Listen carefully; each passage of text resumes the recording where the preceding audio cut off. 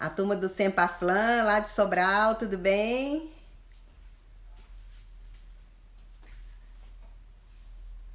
Olá. Então vamos começando, pessoal, que já tem uma turminha boa. Ó, o maridão chegando aí, é o Sérgio. Oi. Então vamos começar, pessoal. Hoje eu gostaria de falar um pouquinho para introduzir, né? Que a gente está nessa fase dessa quarentena, desse isolamento social, que a gente deve realmente respeitar isso, porque aqui no Brasil, se a gente conseguir controlar bem essa disseminação do vírus, nós vamos conseguir ter o melhor controle da doença daqui mais ou menos uma semana, 10 dias, tá? Então vamos respeitar isso. Eu tô em casa, vocês estão vendo que meu cenário mudou, né? Eu tô fazendo a live de casa. Vocês estão me ouvindo? Dá um joinha aí se estão me ouvindo bem, que eu tô num ambiente aqui que é novo para live. Que eu fazia no consultório. Estão me ouvindo? Dá um joinha se o áudio tá bom. Qualquer coisa, se não estiverem ouvindo bem, dá um sinalzinho, tá bom? Então a gente está em casa, vamos, né, continuar em casa. E eu estou trabalhando no sistema de consulta, teleatendimento, que o Conselho Federal de Medicina liberou para esses momentos de crise do coronavírus. E vamos trabalhando por, né, videoconsulta, telefone, e as urgências a gente precisa de atender sim, tá bom? Então, nesse tempinho, pra gente mudar um pouco o assunto que tá todo mundo falando, né, do Covid-19, aí nós vamos falar hoje sobre os corrimentos vaginais, as vulvovaginites, tá? E as secreções vaginais que são fisiológicas. Eu vou começar a falar. Vocês fiquem à vontade para perguntar, tá? Aí a nossa equipe tá aqui anotando as perguntas. Depois, no final, a gente vai responder essas perguntas todas. Se ficar alguma pendência, amanhã também eu vou estar postando para vocês, tá bom? Então, o que são corrimentos vaginais, né? A maioria das mulheres fala, eu tenho um corrimento vaginal. Na realidade, se a gente for pensar, esse termo corrimento vaginal é um termo muito divulgado de tudo aquilo que sai pela vagina e que é visto ou na roupa íntima ou quando a pessoa faz a sua higiene. A vagina, ela produz secreções, ela é canal de transmitir secreções, de passar essas secreções. O colo do útero produz o muco, como eu já falei em outras vezes, por efeito dos hormônios produzidos pelo ovário, que varia de acordo com a fase do ciclo menstrual. Então, dependendo da fase, a secreção do colo do útero é mais fluida, mais líquida, escorre mais. Dependendo da fase, ela é mais espessa, escorre menos. Esse fluido que o colo do útero produz, essa secreção, ela escorre pela vagina e vai ser vista através da vulva. A parede vaginal também, ela produz como se fosse um suor. Como a nossa pele sua, as paredes vaginais também têm uma transsudação, é como se fosse esse suor da parede vaginal. Isso também produz uma secreção que pode ser exteriorizada através da vagina, pela vulva. Então, essas secreções vaginais nem sempre são sinal de infecção. Ter secreção vaginal pode ser natural da mulher. Eu brinco que a vagina é igual boca, se ressecar, fere. Existe uma umidade que a mucosa precisa para ela estar protegida. Então, as secreções vaginais que têm cor clara, podem ser brancas, amareladas, transparentes, líquidas, mas que são de cor clara, que não tem nenhum cheiro fora do seu habitual e que não dá nenhum tipo de coceira, de ardor, que não dá nenhuma ferida na vulva, geralmente são secreções fisiológicas. Então, nem todo corrimento vaginal é de se preocupar. Nem todo corrimento vaginal a gente tem que achar que é alguma infecção ou alguma doença importante. Quando esse corrimento muda, a gente tem que avaliar se isso não é alguma infecção. Existem infecções vaginais que vão gerar aumento da secreção vaginal e mudança do seu aspecto, e que geralmente as pessoas se referem como corrimento vaginal. Existe uma infecção que é causada por uma bactéria que chama Gardnerella, que às vezes a gente vê muito esse nome em resgate preventivo. Gardnerella vaginalis, né? Essa Gardnerella, ela produz uma secreção que tem um odor muito forte, né? Um cheiro bem característico de peixe podre, que a gente fala, tem cheiro de peixe podre, pessoal? Mas é um odor bem característico. E esse cheiro da Gardnerella, ele aumenta, ele é intensificado quando ela entra em contato com sangue ou esperma. Então é muito comum as mulheres que têm infecção vaginal pela Gardnerella, elas apresentam um corrimento vaginal que a cor é mais escura do que o habitual, tende mais para o amarelado e tem um odor muito forte, parecido com peixe podre. E ele piora, às vezes, quando está no final da menstruação, quando desce aquela pequena quantidade de sangue, ou após as relações sexuais pela presença com esperma. Porque a Gardnerella, ela gosta do ambiente vaginal menos ácido, e o sangue e o esperma diminuem a acidez vaginal. É muito comum, às vezes, a mulher achar que a menstruação está com cheiro ruim. Ah, doutora, eu tô com a menstruação com cheiro muito ruim. Mas é porque ao passar pela vagina, onde se encontra a Gardnerella, a menstruação vem lá do útero, aí ela vai levar esse cheiro forte. Então não quer dizer que seja uma infecção uterina. Pode ser uma infecção simplesmente vaginal e o sangue ao passar, ele vai sair levando esse odor da Gardnerella, tá? A Gardnerella, às vezes, ela é assintomática. Tem mulher que tem a Gardnerella no preventivo, mas não tem corrimento diferente, não tem odor diferente e não tem nenhum outro sintoma. A Gardnerella assintomática nem sempre precisa ser tratada. Aquela em que tá dando o odor forte, né, aquele cheiro mais fétido e o corrimento tá bem modificado, ela precisa ser tratada. A Gardnerella na gravidez, ela precisa ser tratada mesmo se ela não for sintomática. Se deu no preventivo, a gente trata, porque existe um risco dela subir para dentro do útero e gerar algumas complicações infecciosas na gravidez. Uma outra infecção vaginal, que aí já é uma infecção sexualmente transmissível, é o Trichomonas vaginalis, que ele causa a tricomoníase. A tricomoníase dá um corrimento um pouco parecido com o da Gardnerella, um pouco mais esverdeado e com coceira, ardor. E uma característica, o cheiro pode parecer com o da Gardnerella, um cheiro mais puxado por do peixe. E ela tende a piorar também em final de menstruação e após as relações, porque o pH, a acidez vaginal que favorece o desenvolvimento do Trichomonas é muito parecido com o nível de acidez que favorece a Gardnerella, que é menos ácido, tá? Então a tricomoníase já é uma doença sexualmente transmissível, que quando acontece tem que ser tratado o casal, porque fica passando um para o outro. E o sintoma da tricomoníase é muito parecido com o da Gardnerella pelo tipo de secreção, pelo odor da secreção, mas ela gera a irritação, um corrimento, um ardor, né, aquela vermelhidão na vulva, tá? Aquele incômodo, às vezes um ardor no ato sexual, porque a pele tá fina, tá irritada, que pode acompanhar a Gardnerella. Um outro corrimento vaginal que é muito comum e que muita mulher tem, às vezes com muita frequência, é a candidíase vaginal. A candidíase é como se fosse o sapinho que dá na boca do bebê. É causado por um fungo, que é a cândida. Todos nós temos cândida no organismo. Temos cândida na pele, na boca, na vagina, na região do trato digestivo, na região anal, né? Todos nós temos cândida. Ela é habitante do organismo, mas ela vive ali sem agredir o organismo.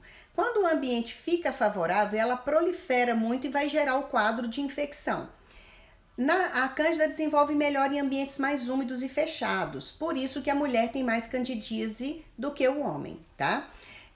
O sintoma da candidíase é um corrimento mais leitoso, aumenta a quantidade, ele pode ficar mais líquido, aparecendo um gruminho. O corrimento pode parecer um papel molhado que está esfarinhando ou um queijo esfarinhado, tá? Ele puxa mais para o lado leitoso, para esse lado do queijo, o aspecto dele. O cheiro é mais ácido, parece um cheiro de leite azedo e coça muito. A candidíase, ela causa muita coceira, a vulva fica vermelha, inchada, às vezes cheio de feridinha, e pode se expandir um pouco para a região ali entre a vagina e o ânus, um pouco para o ânus, um pouco para a virilha, né? Tem mulheres que têm quadros bem graves de candidíase, que às vezes a gente tem que entrar com vários medicamentos para resolver. Então a cândida é fungo, não é bactéria, tá? Diferente da Gardnerella, que é bactéria. A candidíase não é sexualmente transmissível, mas quando a mulher está com candidíase, ela pode passar para o parceiro, para o marido na hora da relação sexual e ele ter alguma irritação no pênis após a relação. às vezes ele sentiu um pouco de coceira, uma vermelhidão, alguma irritação, mas que tende a desaparecer espontaneamente, porque o pênis é mais arejado, é externo, né? E a cândida desenvolve melhor em ambiente mais fechado, mais abafado, como é o ambiente vaginal. Então, nem sempre a gente precisa de tratar o marido nos casos de candidíase, né? Às vezes, se ele estiver tendo muito sintoma, pode haver necessidade de tratamento, mas a maioria das vezes, tratando a mulher, aquilo fica resolvido. A candidíase, por ser oportunista, tem alguns fatores que predispõem ao seu aparecimento. Excesso de umidade e de calor, então é muito comum a pessoa no verão viaja para uma praia e volta apresenta uma candidíase. Toda vez que tiver uma situação que baixa a imunidade do organismo, às vezes vai ter uma candidíase depois. A mulher passa, por exemplo, por uma gripe, pega um Covid e depois daquela situação da gripe melhora, recupera, ela pode ter uma candidíase vaginal, porque houve uma baixa da imunidade. E toda vez que a mulher toma antibiótico por qualquer motivo, às vezes você tem uma infecção de garganta, uma infecção de urina, toma um antibiótico para tratar aquela infecção, depois vem uma candidíase. A gente considera comum ter candidíase até umas 2 vezes por ano, sem ser uma situação preocupante. Quando a candidíase começa a ser recorrente, que tem mulheres que às vezes têm 3, 4, 5 vezes ao ano, tem mulher que tem candidíase todo mês, né? Aí a gente tem que tentar investigar algum fator que está predispondo a ter tanta candidíase. Tá? Um dos fatores que predispõe é a alteração da glicose. As mulheres diabéticas ou que têm uma glicose um pouco mais alta, que não chegue a ser um diabetes, elas apresentam mais glicose na mucosa vaginal, no ambiente vaginal. E a glicose é alimento para a cândida. Então é muito comum as mulheres que têm distúrbios da glicose terem mais candidíase. E tomando um ganchozinho aqui para síndrome de ovário policístico, que está muito relacionada a distúrbio de glicose e insulina, as mulheres que têm esses distúrbios, que têm síndrome de ovário policístico, tendem a ter mais candidíase por causa da disfunção da glicose. Tá? Então, quando ela é muito recorrente, a gente tem que investigar algum fator metabólico que esteja predispondo.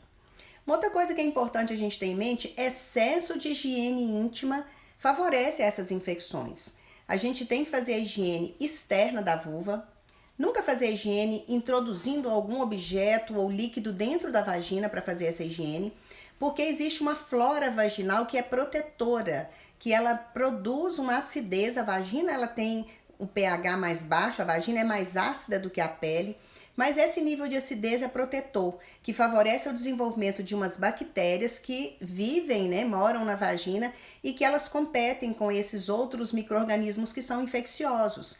Então, se você tem esses lactobacilos, que são os bacilos vaginais normais, no nível bom, esses lactobacilos não vão deixar desenvolver uma cândida porque eles competem com alimento e espaço. Eles não vão deixar desenvolver uma gardnerella e a pessoa vai ter menos chance de contrair alguma infecção como a tricomoníase. Lembrando que a tricomoníase, por ser sexualmente transmissível, mesmo com uma vagina saudável, se ela tiver um contato com um homem que tem a tricomoníase, ela pode adquirir a infecção e realmente só melhora se a gente entrar com tratamento. Mas, então, voltando aqui a falar da higiene íntima, a gente não deve usar desodorante íntimo, sabonete íntimo, nada que tenha cor e cheiro na vulva, porque isso pode modificar o pH natural e favorecer o desenvolvimento desses micro-organismos, né? E excesso de higiene, tem mulher que gosta de ficar lavando muito, muitas vezes ao dia, ou às vezes com muito atrito, machuca. Isso favorece ali o desenvolvimento desses agentes oportunistas, como é a candidíase. Então, a higiene da vulva, deve-se usar um sabonete com menos cor, menos cheiro, que você está acostumado a tomar o seu banho, 1 a 2 vezes no dia no máximo. Quem gosta de fazer higiene mais vezes ao dia, água pura, se for mais de 2 vezes, e nunca introduzir dentro da vagina para fazer higiene, tá? Existem mulheres que têm também uma tendência a ser alérgicas. É muito comum a associação da rinite alérgica com a candidíase vaginal. A mucosa nasal, ela tem uma semelhançazinha com a mucosa vaginal. Então é muito comum a mulher que é alérgica, ela começa uma manifestação de rinite, imediatamente ou no dia seguinte ela começa a ter um ardor, uma irritação vaginal, e a partir dali se instala uma candidíase, e isso favorece ela ter candidíases recorrentes, por causa da alergia, tá? Então a gente tem que avaliar a mulher que tem esses quadros de infecção vaginal, a gente tem que avaliar bem para ver exatamente que tipo de corrimento que é, que tipo de infecção ela pode estar manifestando, para a gente tratar de maneira direcionada. Porque às vezes, né, já estão chegando as perguntinhas, porque às vezes a gente trata com... Existem remédios que tratam todos os agentes de uma vez. Mas o interessante é a gente ver o que está acontecendo. Vamos tratar candidíase, vamos tratar candidíase. Tricomoníase, vamos tratar tricomoníase. Gardnerella, vamos tratar Gardnerella. Ou algum outro agente, vamos fazer um diagnóstico mais específico para tratar, seria o ideal, tá? Vou fazer a primeira perguntinha. Quando temos baixa na imunidade, essa secreção pode ocorrer? Só por baixa imunidade, isso não vai mudar a secreção vaginal. Mas, se você tiver por baixa imunidade uma candidíase vaginal, aí essa candidíase vaginal vai fazer você ter uma secreção de candidíase. Como eu disse, mais leitosa e com mais coceira, mais ardor, fica inchado, tá? Da dor durante a relação, dependendo da posição, tem alguma relação com alguma infecção? A infecção, quando ela é vaginal, a dor que ela vai causar durante o ato sexual é a dor do início da relação, é a dor do momento da penetração. Quando tem alguma dor a partir da penetração, uma dor mais profunda, ela está relacionada com o útero. Aí pode ser alguma infecção uterina ou se é alguma dor que acontece dependendo da posição, às vezes não é nenhuma doença. Quando tem alguma infecção uterina, algum problema que seja causador de dor na relação sexual, aquele problema geralmente permanece e a dor vai continuar até que aquele problema seja tratado. Se é uma dor que acontece esporadicamente, dependendo da posição, às vezes está relacionado com o período fértil, que a região fica mais sensível, às vezes está relacionado com um períodozinho que só aumentou a acidez vaginal, mas não é infecção e aquilo vai passar, tá? Então, as dores, quando são patológicas, que acontecem durante o ato sexual, elas tendem a ser persistentes e melhorarem só quando a gente realmente tratar o problema, tá? Outra questão em relação a essa secreção vaginal, ao corrimento vaginal, é importante, eu voltando aqui falando mais um pouquinho da alergia, tem mulheres que têm o hábito de usar amaciante na roupa íntima. Isso não é interessante, porque se você tem uma tendência a ser alérgica, você deve evitar o amaciante na roupa íntima, tá?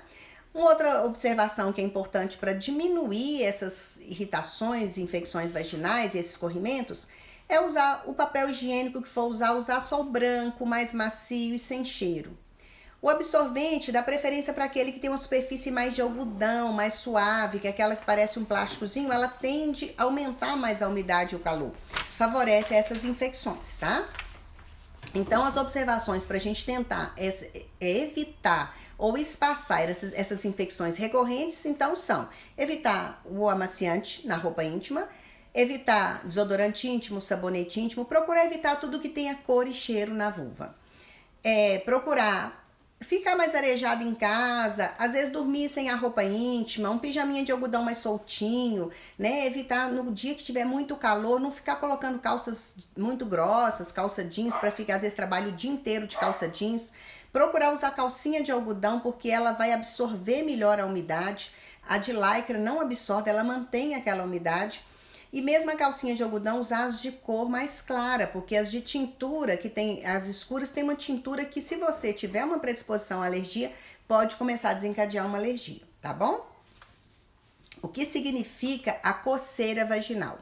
A coceira ou prurido é aquilo que dá vontade de você coçar, tá? Então, quando você tem essa sensação na vagina de coçar, é a coceira vaginal, né? A maioria das mulheres falam, eu tô com uma coceira, tá? A gente pode chamar de coceira ou de prurido. É a sensação que é consequência de alguma irritação que tá na pele, tá? O que significa corrimento vaginal cor amarela?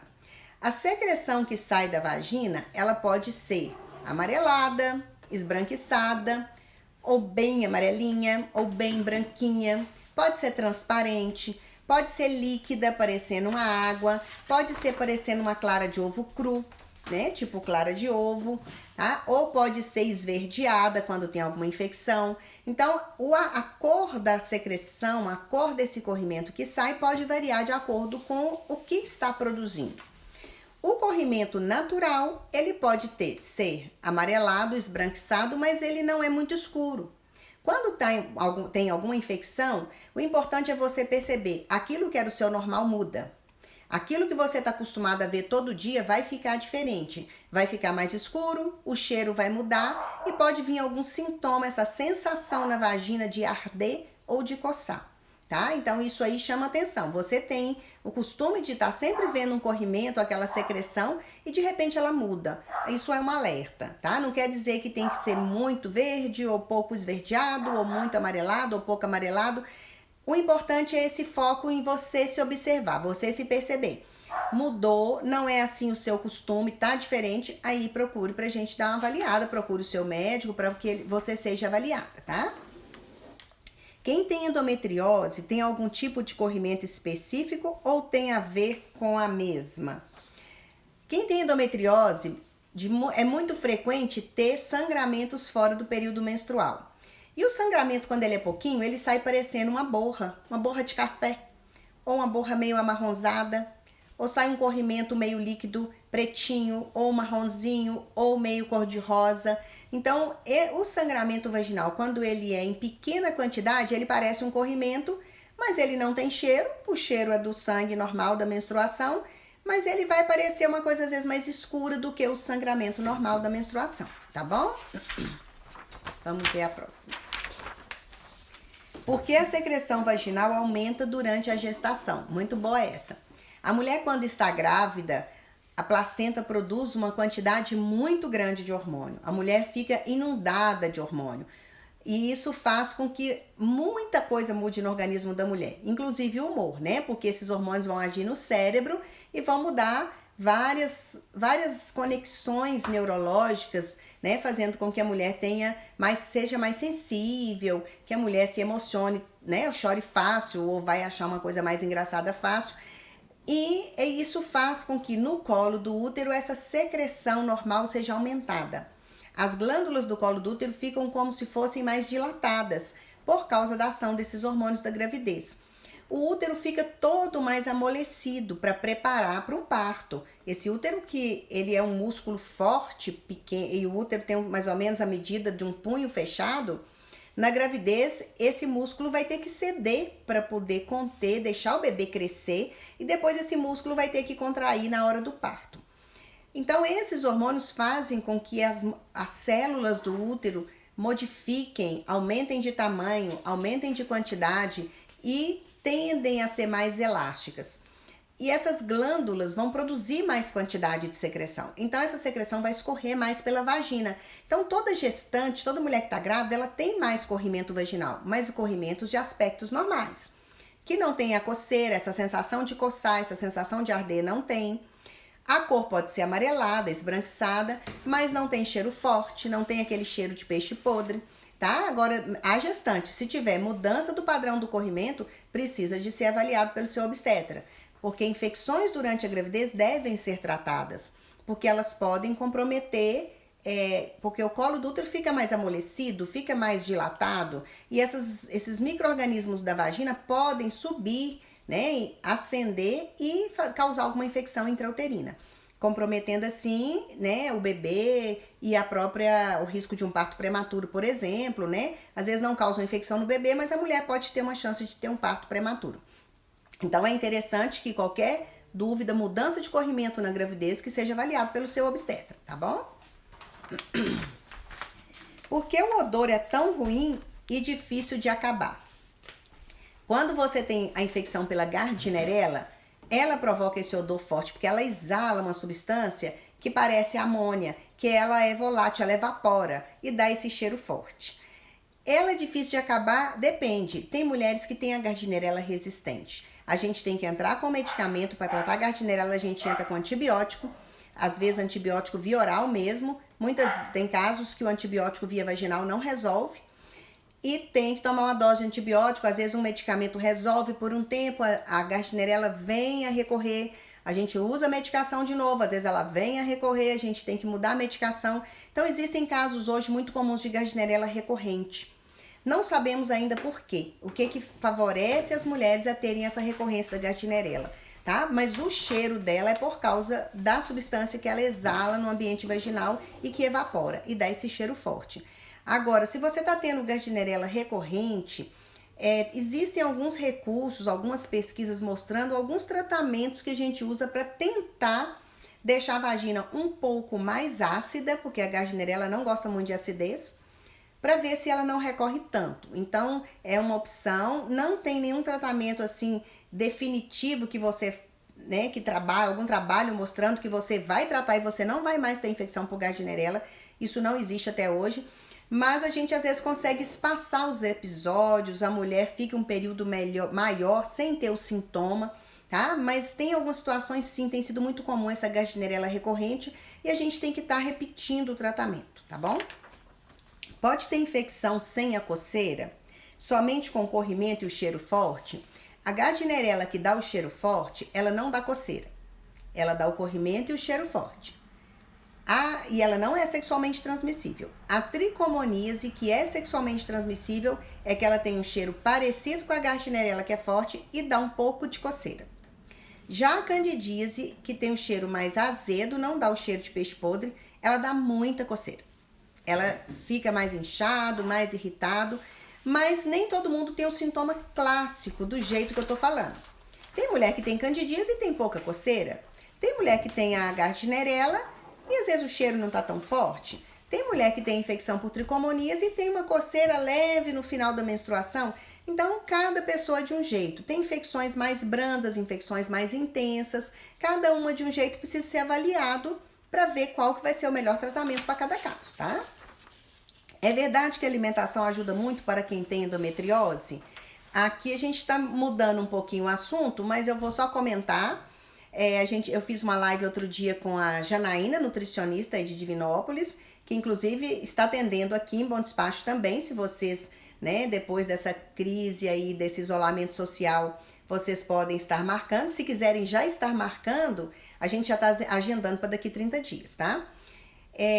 Existem vários trabalhos mostrando que a dieta anti-inflamatória ela melhora muito os sintomas de endometriose e às vezes até os próprios focos da endometriose. Existem mulheres com relatos de fazer vários tratamentos hormonais e só conseguiu o alívio da dor após adotar uma dieta anti-inflamatória.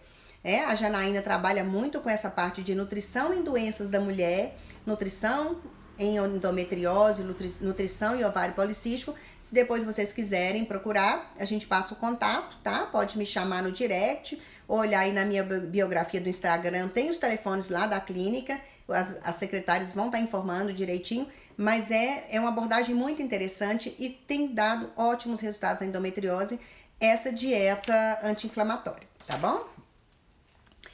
Minha menstruação nunca atrasou e agora ao invés dela vir, veio apenas borra marrom, no período que seria menstruação. Pode ser sinal de algum problema?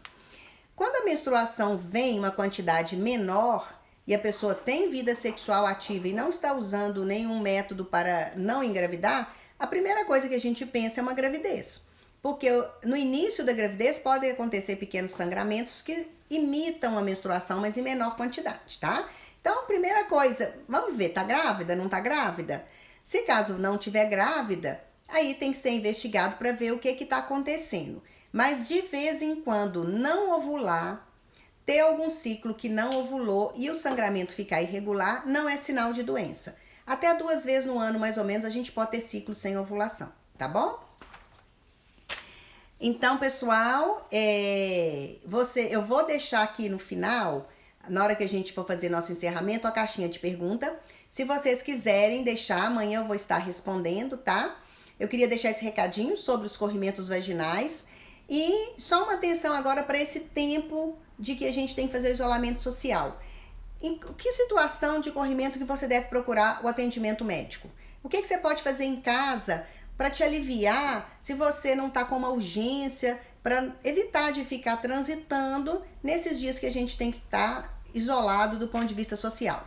Se você começar com algum tipo de coceira, aquela sensação de coçar e de arder na vagina, você pode fazer umas compressazinhas com água ou um banhozinho que você enxágua com água de bicarbonato de sódio diluído em água. O bicarbonato de sódio comum que a gente tem em casa, Você pode diluir uma colher de sopa em 1 litro de água, porque isso vai diminuir a acidez vaginal. Se for alguma irritação que dá muita sensação de coceira e ardor, isso pode te dar um alívio. Se for alguma coisa temporária, dá para você suportar aquilo até você poder ir ao médico para te avaliar, tá? Se precisar, você entrar em contato com o seu médico, ver se o médico está fazendo a teleconsulta, também dá para poder te orientar através de uma teleconsulta. Mas tem situações que não tem como, a gente tem que examinar, a gente tem que ver, porque nem tudo que coça e que arde é o mesmo problema, tá? Então, esse banhozinho com água e bicarbonato, ele não vai mudar. Se for uma infecção, realmente, ele não vai te melhorar, a gente vai ter que tratar. Mas se for, às vezes, um dia que você ficou um pouquinho mais assada ou que a acidez aumentou, ele vai te aliviar e você não vai ter tanta irritação, tá? Só uma dicasinha caseira para poder te aliviar enquanto você procura falar com seu médico ou consiga ter uma consulta para ser avaliada e tratada corretamente, tá bom?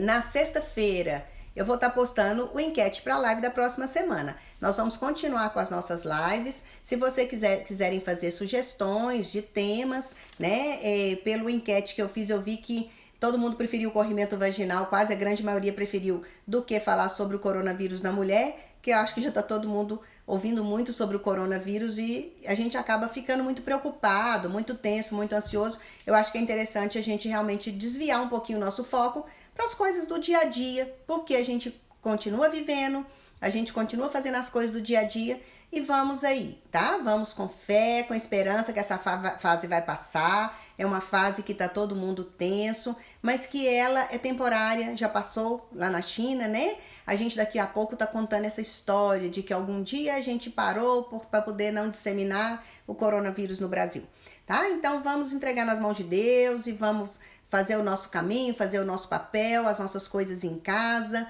né? Sair de casa só se realmente tiver necessidade. Os profissionais de saúde, os profissionais dos serviços básicos, alimentícios, de limpeza, estão aí na rua, né? Tem que sair, né? Não pode parar tudo 100%.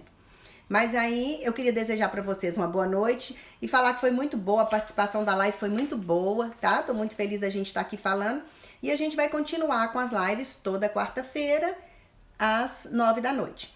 Nessa sexta, depois de amanhã, excepcionalmente, vai haver uma live às 4 da tarde, junto com a equipe do Estúdio Pilates aqui de Bom Despacho, que aí elas vão estar fazendo uma série de lives, né, informativas para as pessoas como um todo, e a gente vai estar falando da saúde da mulher nessa sexta-feira, depois de amanhã, depois eu posto aqui para vocês lembrarem, às 4 horas da tarde, né? Agora que a gente está em casa, a gente pode fazer live à tarde. Tá bom? Uma boa noite para todos, muito obrigada pela participação e até a próxima.